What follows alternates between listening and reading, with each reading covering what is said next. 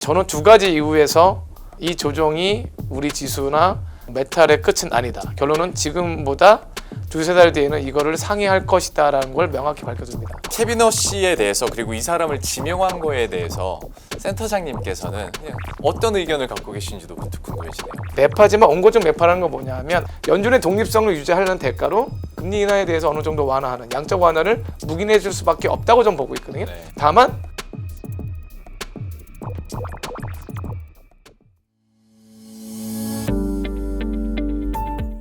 오늘 상상인증권의 백영찬 리서치 센터장과 함께하도록 하겠습니다.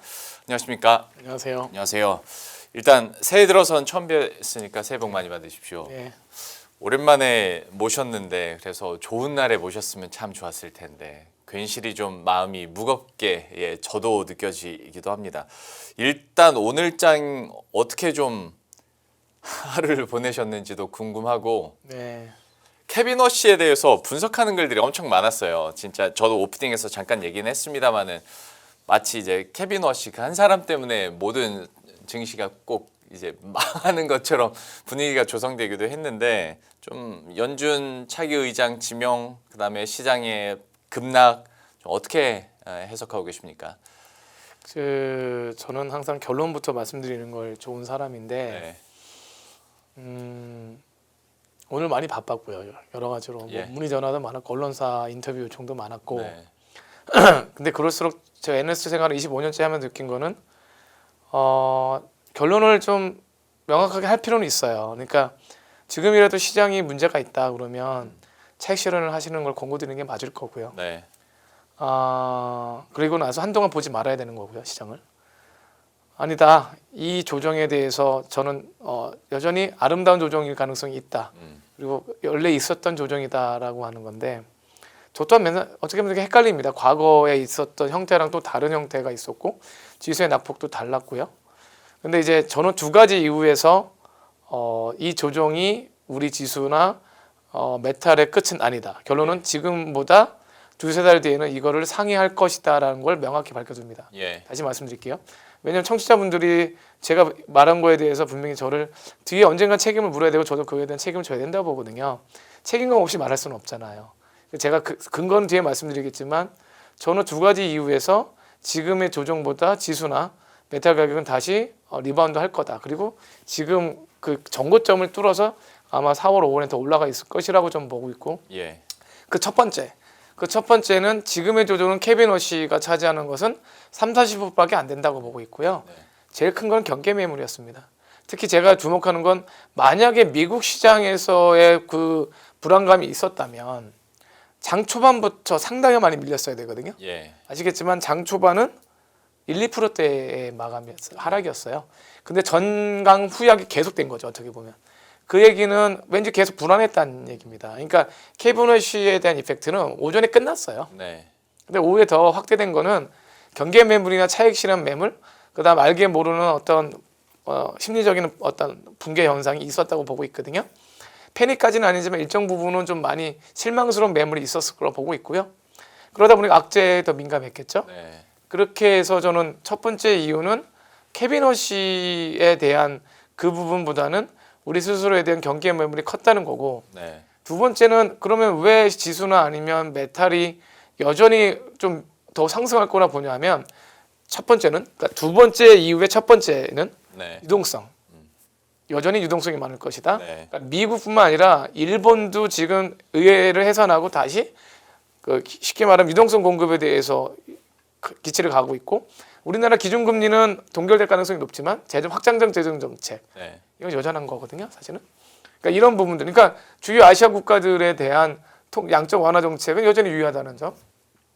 2-1의 두 번째는 뭐냐면 일부 우리가 뭐 메탈 가격이 빠졌다 하더라도 우리가 알고 있는 경제 지표들, 그러니까 미국의 실업률, 그다음에 우리가 알고 있는 반도체의 이익의 모멘텀들, 그리고 주요 M7과 아니면 기타 기업들의 캐펙스 추이가 꺾일 이유가 없어요. 네. 그러니까 저희가 두준이 말씀드린 우리가 예전에 제가 했던 버블 중에 하나는 닷컴 버블. 네. 제가 기억나는 Y2K라고 혹시 아시는 분은 나이가 드시는 분 Y2K 죄송합니다. 제가 요즘 사실 목이 좀 안 좋거든요. 그래서 청취자분들께 좀 송구한 말씀 제가 하도 목을 써서인지 요즘 목이 좀 안 좋아요. 아, 네. 너그럽게 이해해 주시고요. 아, 네네, 괜찮습니다. 근데 Y2K 때 붕괴는 어떻게 보면 그 성장주들의 결별했던 밸류에이션이라든가 그다음 Y2K가 있어서 혼란스러웠던 부분이 정리됐잖아요. 네. 2000년 1월 1일 아무 일이 없었거든요. 네.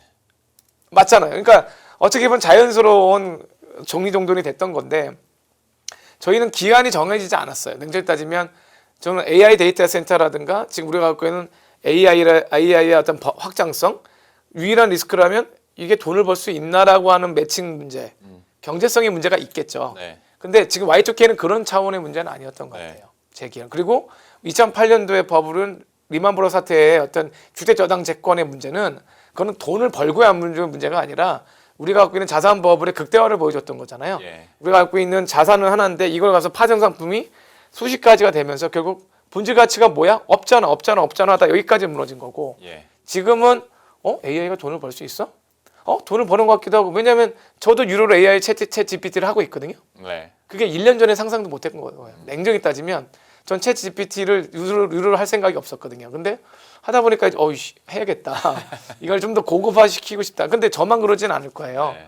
제 말씀은 제미나이나 기타를 보면 그러니까 그 경제성에 대한 이슈, 그다음에 데이터 센터, 그다음 캐펙스에 대한 투자는 여전히 유효하다고 좀 봐요. 예. 뭐 반론도 존재하겠지만 그렇다면 유동성, 국가별 유동성, 그다음에 미국의 실업률, 양호, 그다음 아까 말씀드렸던 돈을 쓰겠다는 기업들. 그럼 우리가 경제 성장률은 경제학에서 배웠던 게 뭐예요? C와 C 플러스 I 플러스 X 뭐 이런 게요. 네. 그러니까 통째로 설명드리면 우리가 아는 글로벌 경제 성장률이라는 게 전 세계 인구들의 소비, 네. 그다음에 전 세계 기업들의 투자, 예. 그다음 전 세계 기업들의 수출이나 무역. 근데 여기서 약간 공공만 과잉이 있었던 거는 어제 오늘 얘기는 아니가 됐고 네. 오히려 내년 내후년에 트럼프가 혹시라도 풀어주면 다행이고 그러면 확장도 재정 지는 항상 있었고 결국 기업 투자와 민간 소비가 감소할 거냐 문제거든요. 네. 전 그건 아니라고 보고 있습니다. 그런 측면에서 보면 여전히 케빈 워시를 일부 핑계로 한 건 있지만 시장에 대한 건강함은 있다고 보고 있습니다.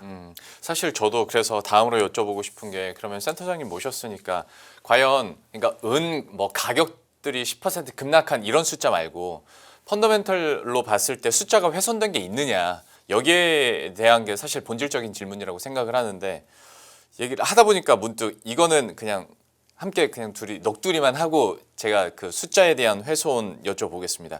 어쨌거나 케빈 워시가 워낙 많이 오늘 대두가 됐고 이야기가 화제가 많이 됐으니 네, 예.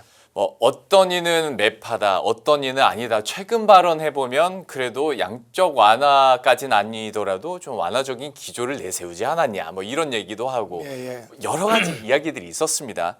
케빈 워시에 대해서 그리고 이 사람을 지명한 거에 대해서 센터장님께서는 그냥 어떤 의견을 갖고 계신지도 문득 궁금해지네요. 저도 잘 모릅니다. 솔직히 말씀드리면 저도 제 후배들 적어도 투자 전략을 오래 했던 친구들 그리고 FMC 전문가들하고 오늘도 계속 회의를 했었고요. 네. 잠정적인 결론은 당연히 예전에 QE를 반대했던 사람이었고 네. 그러니까 매파라는 거겠죠. 예. 그런데 제가 거꾸로 입장을 바꿔 케빈 워시가 만약에 트럼프가 정말 싫었다면 네. 그리고 트럼프 정책에 대해서 난 말도 안 되는 소리야. 무슨 양적 완화야. 뭐 그리고 금리 인하는 무슨 금리 인하야. 예. 라고 했으면 그 지명에 대해서 지금쯤 자기도 어느 입장을 밝혀야 되거든요. 네. 아무 얘기 안 했던 건 둘 중에 하나입니다. 자기가 지명을 받고 아예 트럼프처럼 반대로 해서 완전히 금융시장을 망가뜨릴 정도로 맞짱을 뜨거나 맞잖아요. 그런 정도로 그래 우리가 잘 골랐다. 내가 침묵하다가 내가 서면서 완전히 맞짱 뜨고 생쇼를 하는 거죠. 죄송한데 근데 그런 식으로 개판을 만들 거라고 이를 뿌득뿌득 갈고 있거나 네. 아니면 뭘까요? 매파지만 온건적 매파라는 건 뭐냐면 한 끗 차이거든요. 금리 인하 올해 1, 2회가 컨센서스예요. 네. 연준에. 네. 근데 뭐 한 번 더 긍정적으로 검토해 볼까? 그런 거에 대한 거. 그러니까 저는 온건성을 조금 그러니까 자 적어도 연준 위원이라면 연준의 독립성을 지켜줄 사명감이 있으니 그 생각은 있을 겁니다. 네. 그러면 일정 부분은 정치라는 게 뭐예요? 뭘 주고 뭘 받는 거라면서요. 아, 그렇죠. 뭐 영화에서 나온 것처럼 정치라는 건 뭘 주고 뭘 받는 거지 계속 받기만 한다든가 계속 주기만 하면 관계는 성립될 수가 없잖아요. 네. 무슨 얘기냐? 연준의 독립성을 유지하려는 대가로 금리 인하에 대해서 어느 정도 완화하는 양적 완화를 묵인해 줄 수밖에 없다고 좀 보고 있거든요. 네. 근데 그걸 과도하게는 안 할 거예요. 하지만 대통령 뜻을 어느 정도 받아들이고 거기에 대해서 한 번 정도의 어떤 여유를 주는 거 그래서 원건적 매파라는 게 양적 완화에 대해서는 동의할 거다. 그리고 지금 단기 부채를 자꾸 단기 미국 국채 선물을 사서 예. 국채를 사서 지금 어떻게 보면 확장적 재정 정책을 하고 있는 건데 예. 그거를 끊는다는 건 엄청난 충격이거든요. 네. 그러니까 그거를 할 거라고까지는 전 예상하고 싶지는 않아요. 그리고 그분이 과거에 했던 것이 그렇게 막 튀거나 막 속된 말 죄송합니다만 완전히 또라이 짓을 그러니까 무슨 뜻 아실 거예요. 그러니까 네. 언행이라든가 뭐 그 개인 사생활에서 완전히 뭐 좀 이상한 사람들도 계시거든요. 아 뭐 이상하다는 게 성적 이상하다는 게 아니라 그냥 좀 독특한 분들인데 그런 분은 아닌 것 같아요. 네. 그렇다고 보면 자기가 연준의 독립성을 지킬 것 같고 그러면서 타협을 할 것 같고 그렇다면 양적 완화나 확장적 재정책 일정 부분을 수용하겠다. 네. 다만 어느 선계는 안 돼라고 생각을 아마 싸울 것 같긴 해요. 한 번은. 근데 그게 지금 당장은 아닐 것 같거든요. 근데 시장 그걸 먼저 우려한 거죠. 부딪힐 것 같은데 몇 번 말을 안 들을 것 같은데 그걸 맞을 것 같아요. 근데 그거를 지금 벌써부터 이렇게 반영한 거에 대해서 약간 난센스라고 생각해요. 저는. 그러니까 이번 지명의 계기를 그냥 정치적으로만 해석해서 중간 선거 앞두고 트럼프가 어느 정도 공화당의 민심을 다시 얻고 싶어서 그러는 거야라고 치부해 버리면 사실 안 좋은 시나리오대로만 해석이 될 수밖에 없는데 또 케빈 워시의 출신이나 최근에 했던 발언들이나 성향들을 보면 오히려 시장 친화적일 수 있는데 이것들은 좀 오늘은 얘기는 많이 안 됐던 것 같고 어떻게 할지는 한번 지켜보시죠. 이거는 누군지 저도 잘 모르니까요. 어떤 발언들과 또 행보를 갖는지는 한번 지켜보도록 하겠고 이제 본격적으로 얘기해 보겠습니다. 그러면 오늘 급락이 있었지만 펀더멘털이 훼손이 됐느냐 아니면 이게 단기적인 이슈냐 그리고 2, 3개월 후에 뒤를 돌아봤을 때는 훨씬 내가 더 높은 곳에 가 있을 수 있었던 근거는 무엇이냐에 대해서 한번 여쭤보도록 하겠습니다. 좀 여기에 대한 분석을 해주시겠어요? 첫 번째로 저희가 최근에 이제 1월 셋째 주에 밴드를 상향했습니다. 네. 기존에는 4,250에서 4,750이라는 밴드를 작년 10월에 얘기했는데 그걸 다 빨리빨리 돌파했죠. 예. 그러니까 저희가 드릴 말씀은 없는 게 저희 예상보다 항상 빨랐던 건 맞아요. 네. 근데 또 시장이 그거 보세요. 그러니까 알아서 그러니까 조금 조정을 해서 다시 4,900을 되돌림 현상이 있거든요. 근데 어쩔 수 없죠. 저희 시장은 항상 오라요. 저희가 항상 틀릴 수 있고. 그런데 그 다음에 저희가 올렸던 게 하단은 4,300, 4,400 정도가 될 것 같고 상단은 5,500을 올렸던 이유는 올해 26년의 이익에 대한 증가폭이 예상보다 그러니까 시장은 항상 올해 영업이익 추정치가 네. 작년 이맘때 예를 들어서 11월 12월에 저희 리서치 센터가 봤던 올해 영업이익 연간 코스피가 400조를 넘지 못할 것 같다. 예. 그렇게 봤었고 아마 잘 나와도 400조 초반이라고 봐서 4,900 뭐 이렇게 얘기하고 있을 때 왜냐면 저희는 제가 바텀업으로 이익을 다 모아봐야 되잖아요. 네. 막 그냥 개수하거나 추정할 수는 없거든요. 네. 그러니까 항상 늦어요. 그러니까 그게 저희의 잘못이면 잘못이고 숙명인데 그래서 정확히 할 필요가 있으니까. 근데 1월부터 프리뷰량을 하지 않습니까? 삼성전자 프리뷰를 해보면서 이거는 시장이 맞았네. 그러니까 지금 400조가 아니라 당연히 베이스 이펙트로 450조까지 나올 것 같고 연간 우리 코스피 영업이익이 예. 26년이 잘하면 500조가 될 수도 있겠는데 생각을 했고 아니나 다를까 지금 실질적으로 계속 그런 징후들이 나오기 시작했거든요. 네. 그러다 보니까 이제 5,500이라고 하는 밴드 상향을 했고 올라갈 것 같은데 이제 다만 단기 상승폭이 빨랐단 말이에요. 네. 그러니까 저희는 확인을 하면서 추정해서 결론 내린 게 1월 셋째 주에 드디어 한국 코스피가 450조에서 500조 사이 이익은 나올 것 같다. 베이스 임팩트로. 예. 근데 시장은 이미 알았던 거겠죠? 누군가는. 그래서 1월 1일, 1월 2일, 1월 3일, 4일 계속 올랐던 거고. 네. 그러다 보니까 뭐 5,200까지 갔던 건데 지금 와서 또 조정받을 땐 좀 살짝만 조정받으면 좋겠는데 그런 조정이 또 없더라고요. 네. 그렇죠? 당연히. 그래서 이렇게 훅 밀렸던 거예요. 그러니까 언더슈팅과 오버슈팅이 둘 다 슈팅이라는 게 나온 것뿐이다라고 전 보고 있거든요. 그래서 이런 폭은 있지만 우상향에 대한 이익의 증가폭이 둔화되진 않았고 최근에 저희 반도체 담당자들하고 얘기했을 때도 당초 저희가 추정했던 게 뭐냐면 삼성전자나 하이닉스의 이 분기 이익의 고점이 언제냐. 왜냐하면 분기 이익 고점에 적어도 6개월 정도 선행해서 주가가 빠지더라라고 하는 경험적인 게 있어서 네. 아마 컨센서스는 3분기라고 볼 거예요. 네. 올해 3분기가 이익의 고점일 거다. 그래서 올해 3월 이후엔 주가가 하락할 거다라고 보고 있었거든요. 네. 근데 최근에는 4분기가 고점일 가능성이 더 있어 보인다는 의견이 계속 나오고 있어요. 진짜로. 왜냐하면 지금 디램 가격이 6배 정도 올랐고요. 네. 256 메가 디램이. 그 다음에 추가적으로 지금 아직까지 재고 확보를 못한 사람들이 지금 한국에 들어와서 하이닉스 공장 앞에서 계속 구매자들을 만달로 한다는 거는 이미 다 업계에서 아는 사람이에요. 네. 그 얘기는 지금 추가적으로 1분기까지 추가 가격 인상이나 적어도 가격에 빠질 이유가 없다는 거고 그것이 회계적으로 반영되면 4분기가 이익의 고점일 가능성이 있는 거죠. 그렇다면 상반기까지 추가 랠리가 있을 수도 있다는 거고 그래서 지금의 그 생각은 변함이 없어요. 그러니까 3분기보다 4분기 이익 고점 가능성이 더 커지고 있거든요. 네. 단 1억이라도. 예. 그렇다고 보면 여기서 그냥 계속 이게 추세적으로 이제 고점 찍고 내려가지는 않을 거라 본 거는 이익의 가치라고 봤던 거고. 예.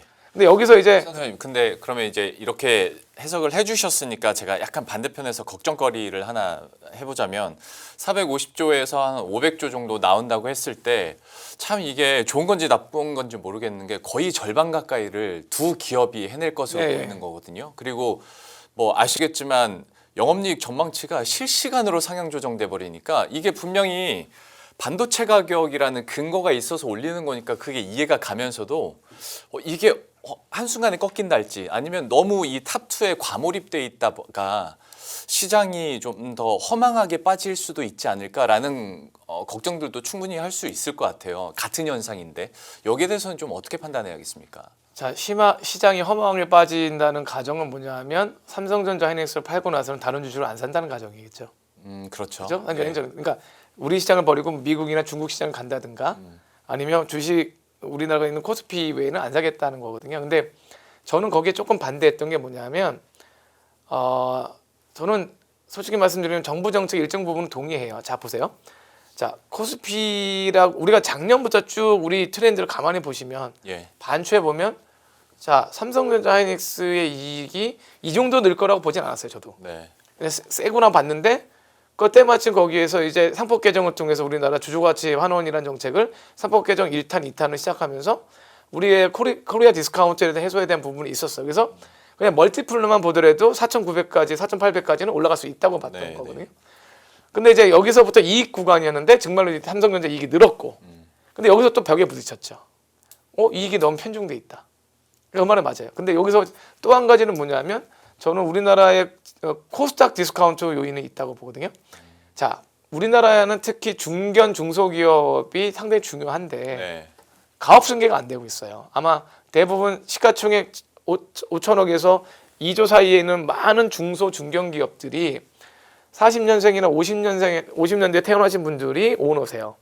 근데 그분의 자제분들이 30대 후반에서 40대 초중반까지 됐는데도 일정 부분은 상속세 이슈, 네. 그다음에 여러 가지에 대한 가업 승계에 대한 제도적인 이슈 때문에 주가 누르기를 일부러 누른 건 아니지만 IR을 안 하시죠. 일부 기업들은. 그리고 주가 상승에 대해서 되게 부담스러워하실 수도 있고. 그래서 지금 정부에서 생각하는 것처럼 주가 누르기 방지법, 그다음에 이중 상장 방지법 같은 걸 추진하는 거는 그 전에 우리가 뭐 주주나 아니면 배당수도 분리과세도 코리아 디스카운트 영향이 있었겠지만 예. 정말 한국의 디스카운트 요인은 뭐냐면 통일이 안 된 거 첫 번째, 그죠? 두 번째로는 커퍼니 거버넌스 이슈였거든요. 네. 그러니까 대주주가 탈세하거나 대주주 이익을 소액주주를 무시했던 거. 근데 이거 소액주주 이익을 무시했던 거는 배당으로 좀 어느 정도 완화하려고 하고 있고. 그래서 배당수도 분리과세가 좀 더 완화해야 된다고 좀 봐요. 근데 네. 그거는 정부가 알아서 고민하실 부분이고. 근데 마지막으로 진짜 이 가업 승계를 해야만 투자 아이가 일어나잖아요. 제가 왜 아까 우리나라도 전 세계가 투자와 소비가 제일 중요하다. 네. 그것이 주가라고 봤잖아요. 근데 우리나라 인베스트먼트 계속 줄고 있잖아요. 우리가 먹거리가 없어서 투자 안 한 것도 있겠지만 송구한 말씀이지만 좀 더 젊은 패기의 오너가 나와서 기업가 정신을 발휘해야 된다고 보거든요. 근데 막혀 있어요. 그러니까 가업 승계라는 건 단순히 코스닥 기업의 주가 상승이 아니라 국민의 고용 창출, 그다음 기업의 투자, 그로 인한 선순환이 되는 거거든요. 네. 그래서 저는 가업 승계가 이번에 최근에 뭐 정확하지는 않지만 상속세를 주가로만 내지 않겠다. 뭐 여러 가지 제대로 네. 고민하시는 거잖아요. 그래서 제 뜻은 뭐냐면 이익은 삼성전자 이익이 4분기의 고점이라고 하면 언젠가는 주가는 내려앉을 겁니다. 근데 그렇게 크게 조정받을지 안 될지 모르지만 일단은 주가는 안 가겠죠. 안 가거나 약보합이겠죠. 근데 그 델타라는 돈은 저는 가업 승계나 저PBR 기업 그리고 저PBR 기업에 대한 퇴출 얘기도 자꾸 나올 수도 있다고 보거든요. 네. 네. 그러니까 본질 가치와 가업 승계, 그다음 물적 분할에 대한 금지 이런 것들이 어우러지는 뭐 우리가 코스닥에 있는 지주회사라든가 그다음에 일부 바이오 기업이라든가 그다음 전통적인 제조업체들 철강이라든가 화학 중에 0.1배를 갖고 있지만 이익은 똘똘한 기업들이 있다고 보거든요. 가업승계에 충분한 요건이 되는 기업들 이런 기업들로 한번 그 작년처럼 프리미엄 그러니까 디스카운트 해소되고 그다음에 거기서 일부 이익이 나오는 기업들 네. 그러면서 이런 코스피의 선순환과 유사하게 될 수도 있죠. 코스피도 코리아 디스카운트를 해소하면서 이익이 삼성전자 나왔고 예. 코스닥도 코리아 디스카운트인 가업승계를 하면서 일부 바이오 기업이나 아니면 일부 로봇이나 방산 기업 중에 수주를 받으면서 올라간 기업이 있을 수 있고 그러면 코스닥에 대한 일정 부분이 물론 코스피 규모만큼은 아니니까 사진 말씀대로 코스피가 2분기, 3분기에 조정받을 수 있다는 것은 동의합니다. 그럴 수 있습니다. 그런데 돈을 버는 또 다른 기회는 또 존재하는 것은 또 망각해서는 안 된다. 저는 그렇게 보고 있습니다. 뉘앙스가 그 센터장님께서는 정부 정책도 그렇고 코스닥에 대해서도 기대감을 좀 갖고 계신 것 같네요. 저는 코스닥 기업들이 정말 저평가받는 기업들이 있고요. 고평가 기업도 많아요. 그죠? 그게 왜냐면 코스닥 바이오가 많다 보니까 네, 네. 밸류에이션 수치를 보면 PBR이 1배 넘게 나와 있거든요. 예. 근데 거기 코스닥 기업 중에 제조업체 같은 걸 보면 PBR 0.1배도 너무 많아요. 그래서 뭐 정치인께서도 PBR 1배, 0.1배를 어떻게 할 거냐에 대한 고민 얘기하신 것처럼 0.1배인데 이 단기 순이익이 나와서 PR도 1배면 문제가 있는 거죠. 그러니까 제 뜻은 무엇인지 아실 거예요. 그래서 그런 기업들이 꽤 있습니다. 네. 그리고 그런 기업들이 벌써 움직이기 시작했었고요. 네. 그래서 그런 가업승계와 배당과 이익에 모두 삼박자가 있는 기업들은 나름대로는 이번에 또 중요한 테마가 될 것이다. 그렇게 보고 있습니다. 이익단에서의 점검도 해주셨고 그다음에 고질적인 디스카운트 요인에 대해서 해소가 된다면 여기에 대해서 코스피뿐만 아니라 코스닥에 대한 기대감들도 넌지시 얘기를 해주셨는데 그러면 이런 뭐 숫자와 기대감들이 살아 있는 상황에서 유동성 측면은 어떻게 보시는지 좀 궁금하긴 합니다. 개인 입장에서는 오늘도 뭐 4조 5천억어치를 샀고 고객 예탁금이 이제 100조 시대가 돼버린 상황인 건데 과연 유동성 측면에서 근데 이게 또 글로벌리하게 봤을 때는 이걸 어떤 흐름의 이동으로 봐야 될지 시장 어떻게 또 해석하십니까? 일단 유동성에 대해서는 아까 처음에 말씀드렸지만 국가별로 유동성은 분명히 늘어날 거예요. 네. 그러니까 우리가 이제 봤을 때 적어도 뭐 유럽까지는 할 수는 없겠지만 아시아 국가인 중국이나 특히 일본, 그다음에 미국, 그다음 한국에 대한 뭐 금융 정책이든 재정 정책이든 유동성은 늘어날 거로 보고 있고요. 근데 잠깐 화면을 제가 주목하고 싶은 건 유동성이 늘어났을 때 우리가 추구하는 자산들이 거기에 영향이 있는가라는 거잖아요. 그러니까 제 가정은 제가 틀릴 수도 있지만 유동성은 꾸준히 올해 연말까지는 어떻게든 능가하는 폭은 모르겠지만 증가는 한다는 것에 대해서 계속 주장을 드리는 거고 예. 잠깐 화면을 보시면 요 왼쪽에 그림 씹어보니 연간 글로벌 M2 추이예요. 보시면 유동성이 제일 늘어났던 시기 요 막대 그래프는 전 세계 유동성이죠. 네. 단위는 조 US 달러고요. 보시면 예상대로 언제입니까? 코로나 때 보조금 주면서 이렇게 크게 전년 동기 대비 20% 가까이 늘어났던 거잖아요. 그 다음에 유동성이 오히려 위축됐겠죠.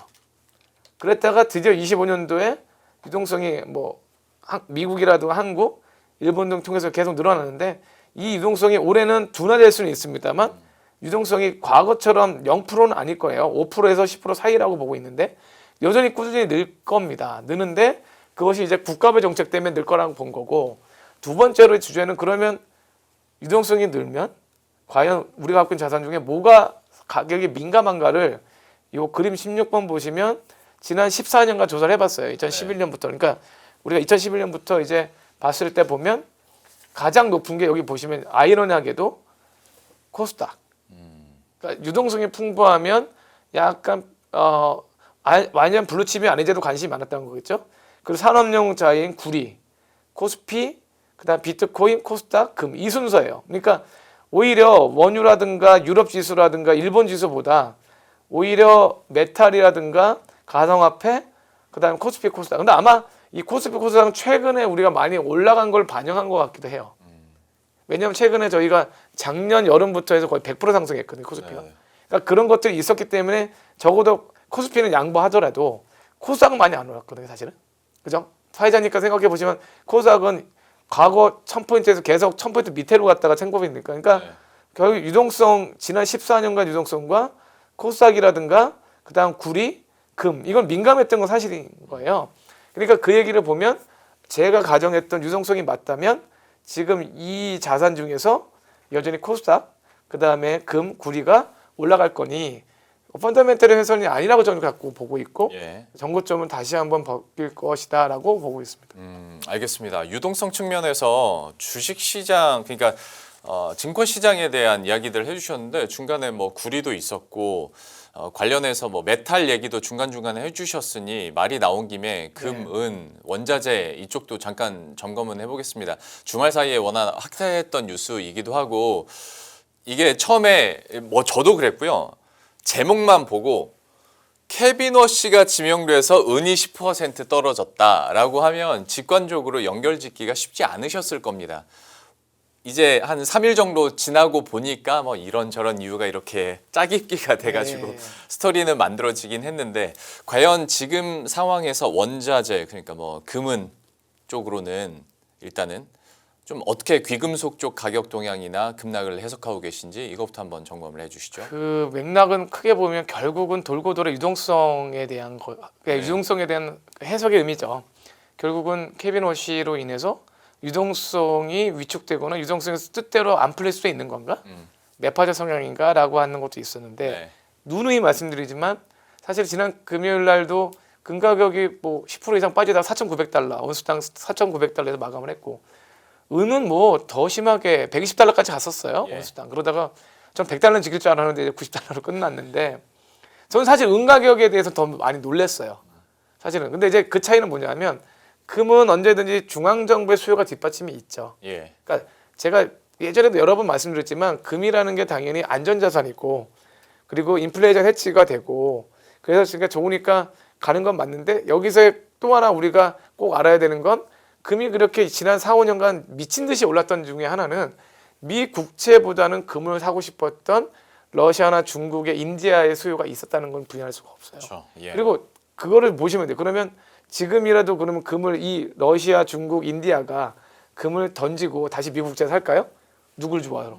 누구 좋으라고요? 그렇죠. 지금 미국 그린란드 정책도 있고 그 다음에 패권주의라고 해서 러시아와 중국과 지금 상당히 갈등이 있는 와중에 예. 누구 좋으라고 지금 그렇죠. 그 미국은 장기 국채 금리가 좀 떨어지길 바라고 있거든요. 그만큼 유동성이 공급되길 바라는 입장인데 채권을 사준다 미국 걸 그래서 미국의 달러를 공급해준다 그거를 할까요? 그렇죠. 지금 유럽도 가세하는 마당에. 그러니까 예. 물론 모르겠습니다만 아주 상식적으로 보면 적어도 아주 단순해 보면 러시아, 중국, 인디아는 금을 더 좋아할 겁니다.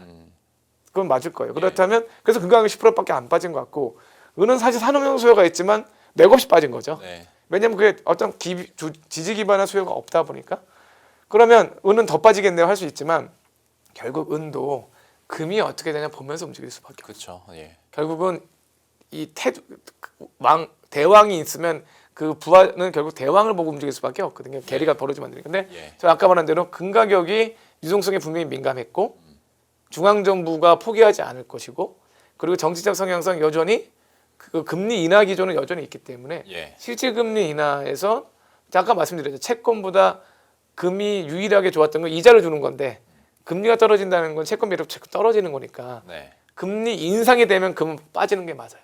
그리고 저는 언제 꺾을 거냐 하면 조금이라도 케빈 워시가 아니라 케빈 워시 할아버지라도 금리 인하가 문제가 아니라 그냥 여러 가지로 고민이 심각하다는 얘기는 이건 되게 중요한 시그널이거든요. 마치 1월달에 이창용 총재님이 얘기하신 것처럼. 근데 케빈 워시가 바로 그러진 않겠지만 그걸 잘 읽어야 될 것 같아요. 저는 처음엔 금리 인하를 아주 상반기에 할 수 있다고 보고 있고 그거에 너무 열광할 건 아니거든요. 사실은. 네. 네. 근데 이제 제 말씀은 결국은 그런 거를 나오지도 않았고 그걸 미리 짐작할 필요가 없으니 금 상반기까지 추가적 랠리가 있을 거라는 거예요. 그거는 은가격도 동행해서 움직일 것이다. 그래서 오늘 뭐 참고적으로 2차 전지도 막 급락했다고 그러시는데 그냥 그거는 단순하게 보면 리튬 가격이나 수산 메탈 가격이 빠졌기 때문이지 네, 네. 그 이상 이하는 아닌데 사실 그 모든 것의 정점은 사실은 금이 완전히 꺾이면 메탈도 약간 영향을 받습니다. 어쩔 수 없이 벤치마크니까. 근데 저는 금이 꺾이지 않았다고 말씀드리기 때문에 계속 메탈 가격도 반등할 것이라고 말씀드립니다. 사실 오늘 장에서만 보더라도 기관 같은 경우에는 또 급락을 하니까 금에 대한 그 매수 수요가 분명히 있었거든요. 그 흐름들 큰 물줄기에서 보시면 좀 잡히실 것 같고, 근데 사실 주말 사이에 이렇게 급락하기 전에도 어떤 투자 전략 측면에서 금은 가격이 워낙 많이 오르다 보니까 나왔던 여러 말 중에 하나가 과거 사례를 봤을 때 귀금속이 오르고 나면 그 다음 비철금속, 근데 더 뭐 구체적으로 말하면 산업금속 오르더라.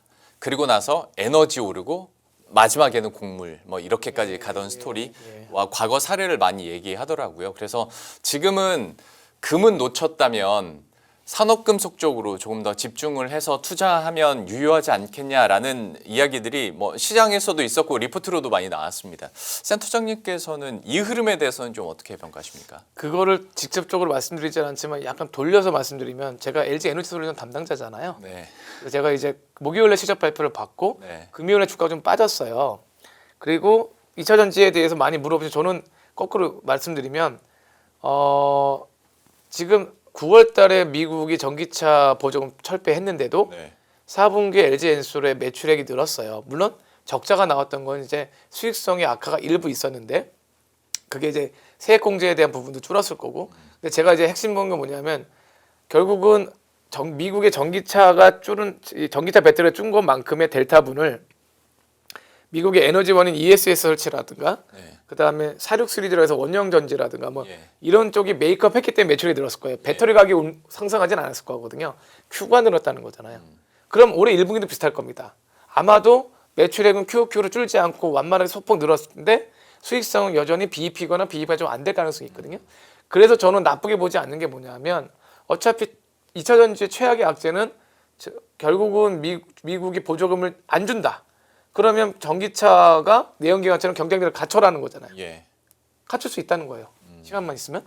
그리고 그 와중에 그 시간을 미국이 최근에 EIA에서 자료를 냈지만 미국이 매년 필요한 전기가 신규 발전원이 70기가 정도가 필요한데 그중에 절반 이상을 ESS와 배터리로 한다고 분명히 말했거든요. 네. 그러니까 미국의 설치 수요는 ESS가 계속 나올 거니까 그 얘기는 뭐냐 하면 저는 2차 전지의 배터리 수요가 예상보다 나쁘지 않을 거고 그렇다면 탑라인이 살아있으면 주가는 다시 반등한다고 보고 있어요. 수익성은 나중에 얘기니까. 예. 그 와중에 메탈 가격이 금만 버텨주면 메탈 가격도 완만하게 다시 올라갈 거라 보고 있거든요. 그래서 전 2차 전지에 대한 투자가 나쁘지 않을 것 같다. 그렇게 보는 이유는 주요 우리나라의 2차 전지 메이커들의 외형이 훼손되지 않았다.